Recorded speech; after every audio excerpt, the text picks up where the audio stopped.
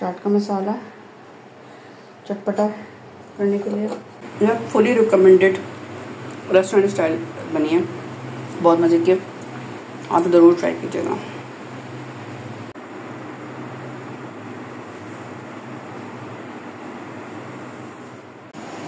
मज़ा कर फ्राइज़ खाने में आप ही कहिए। मैं फ्राइज़ खाने में मेरे पास है और इसको मैंने बॉईल कर लिया पानी में। इसको मैंने पानी में बॉईल कर लिया है, मतलब ब्लांच कर लिया जिसे कहते हैं ना, लाइक 3 मिनट के लिए, ताकि ये आधा कच्चापन इनका ख़त्म हो जाए। अच्छा, उसके बाद अब मैं क्या कर रही हूँ, इसमें कुछ चीज़ें डालूंगी। जैसे कि मेरे पास है मैदा, तो अगर आप नान खाना चाहते हैं, आलू तो उनको मना है, लेकिन फिर भी तो बेसन से थोड़ा सा कवर हो जाता है, तो बेसन डालती हूँ मैं। बेसन से ये है कि पेट ख़राब होने का अंदेशा नहीं होता। अब इसको मिक्स कर लूँगी। अभी ये गर्म हो रहा है, ठीक है। इसको मिक्स कर लूँगी और मिक्स करने के बाद इसको फ्राई कर लेंगे, ठीक है। बिस्मिल्लाहिर्रहमानिर्रहीम। अच्छा, ये मैंने इसको अच्छे से मिक्स कर लिया है और ऑयल जो है मैं चूल्हे पे रखती हूँ। और चिकन के मैं फिंगर्स पीस बनाऊँगी। चिकन पीसेज या फिंगर पीस जो कहते हैं, तो इसके छोटे छोटे से पतले पतले से मैं इस तरह से स्ट्रिप काट लूँगी, ताकि ये अंदर से कच्चा भी नहीं रहे, बहुत ज़्यादा कुक भी ना करना पड़े। अच्छा, ये देखें, इसमें मैं जो चीज़ें शामिल करी हूँ ना, वो आपके साथ शेयर कर देती हूँ जल्दी से। इसके फिंगर चिकन के लिए यहाँ पे मेरे पास है मैदा, जर्दे का रंग, कॉर्नफ्लोर, जिंजर पाउडर और वाइट पेपर, यानी कि सफ़ेद मिर्च, ठीक है। लाल मिर्च वगैरह कुछ भी नहीं इसमें डाला मैंने। इसको मिक्स कर देते हैं। पहले टेंडराइजर पाउडर डालना चाहें तो आप शामिल कर सकते हैं। एक अंडा है और इसको अच्छे से फेंट लेंगे। अलग से मैंने इसलिए किया कि डायरेक्ट डालने से ना आजकल गर्मियाँ हैं तो अंडे ख़राब भी मिल जाते हैं ना, तो इसलिए, ठीक है। और अब मैं इसमें शामिल कर दूँगी मछली बोल रही हूँ बार बार में, चिकन में। यहाँ पे मैंने ब्रेड क्रम्ब निकाल लिया, तो मिक्स करते हैं अच्छा सा। कलर की वजह से बहुत खूबसूरत सा कलर आ जाएगा और मिर्च डालने की ज़रूरत पेश नहीं आएगी। बिस्मिल्लाहिर्रहमानिर्रहीम। और चला, बेहतर ये कि हाथ में ग्लव्स पहन लिया जाए, वरना हाथों में कलर लग जाएगा। बिस्मिल्लाहिर्रहमानिर्रहीम जी। इसको सारे ड्राई पार्ट पे लगाने के बाद इसको थोड़ा सा रखते हैं, फिर एक साथ हम इसको फ्राई करेंगे।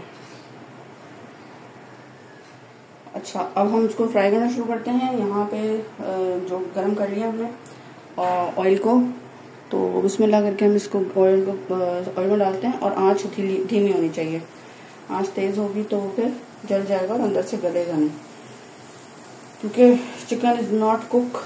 अब इसको मुकम्मल टेंडर होने में और कुक होने में टाइम लगेगा, तो इस तरह से हम बिस्मिल्लाह करके इसमें शामिल कर देते हैं। अच्छा, यहाँ से हम इसको हटा देते हैं, क्लीन कर लेते हैं।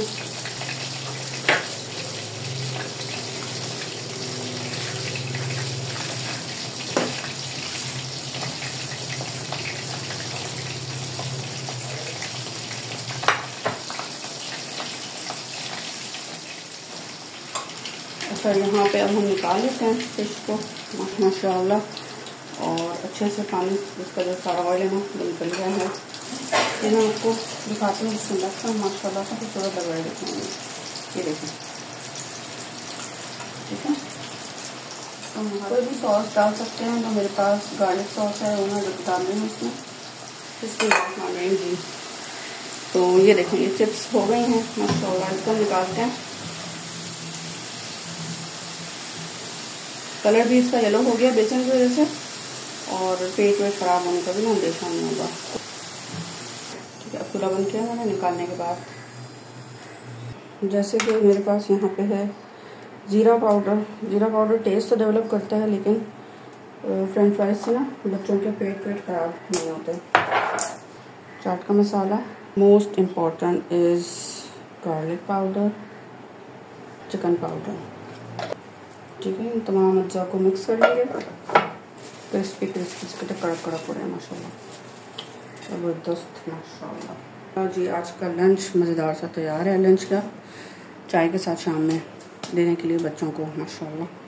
सो लंच में भी दे सकते हैं जैसे आपको दिल करे, ये बनाएं ज़रूर, उसको एंजॉय करें, अपने घर वालों को शेयर करें। और ये देखें चिप्स भी बहुत मज़े के हैं ये, ओ वाह।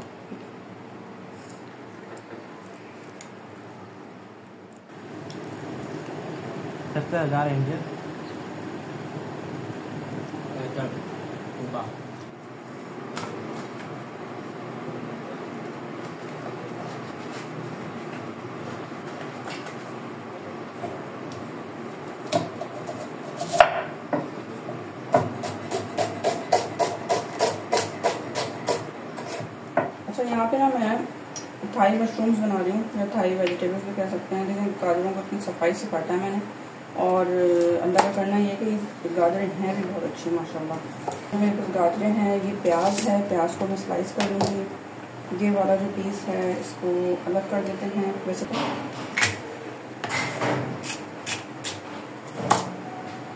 मैंने प्याज को काट लिया,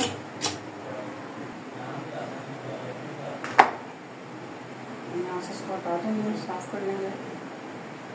साफ धो लिए थे मैंने, थोड़े मोटे मोटे स्लाइस काटूंगी मैं इसके।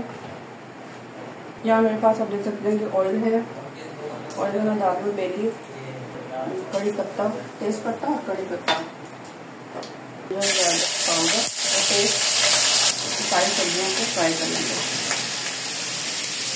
ये चावल बॉयल हुए हुए हैं, ये इसको मैंने कैसे बॉयल किया है, इसमें हल्दी डाली थी, नमक डाला था, मटर और चावल डाल के इसको बॉयल कर लिया सादा, बस सिर्फ इतना से। ये मैं काफ़ी दफ़ा बनाती रहती हूँ हमेशा ना, इस दफ़ा हल्दी थोड़ी कम है, वरना ये कि हल्दी थोड़ी और ज़्यादा होती है, मैं टीवी पे बना सकती हूँ वैसे तो। ये मेरे पास जो है ना राइस आ गया सर्व करने के लिए। ये मैं पहले बंद करूँगी क्योंकि इस पर जो मसाला है ना वो जल जाएगा, ठीक है। हाँ, और फिर सॉस डाला है 2 tablespoon, Thai chilli sauce, ठीक है। ये तो रिकमेंडेड मतलब वो नहीं है कि जैसे मुझे किसी ने स्पॉन्सर किया हो, बस मैं एक रेसिपी बना रही हूँ इसके साथ। तो बाकी इसको अच्छा सा मिक्स कर लेंगे, जो मसाला इस पर लगा हुआ है वो सारा मिक्स हो जाएगा। अब हमें चाहिए थोड़ा सा cornflour 1 tablespoon. Thai recipe है, चाइनीज़ से रिलेटेड होती है ना ये, तो इसमें कॉर्नफ्लोर को हम यूज़ करेंगे।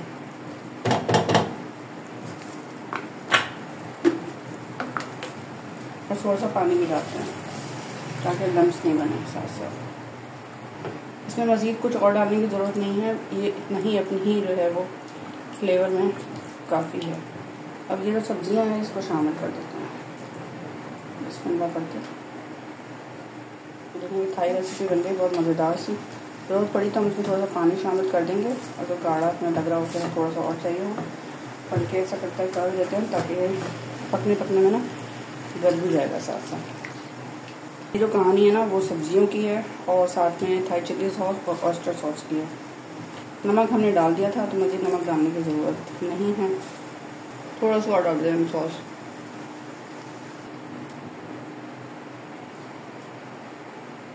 ये हमारी तैयार हो गई है, बहुत ही मज़ेदार सी माशाल्लाह एक थाई रेसिपी, जो कि आप देख सकते हैं। इसको हटा देते हैं हम साइड पे। आप थाई सॉस अलग से भी बना सकते हैं और इस तरह भी बना सकते हैं, मर्जी है आपकी। मैंने थोड़ा सा इस तरह बनाया माशाल्लाह, तो इतना प्यारा सा लग रहा है देखने में भी, और आप इसको ज़रूर ट्राई कीजिएगा, आपको अच्छा लगेगा।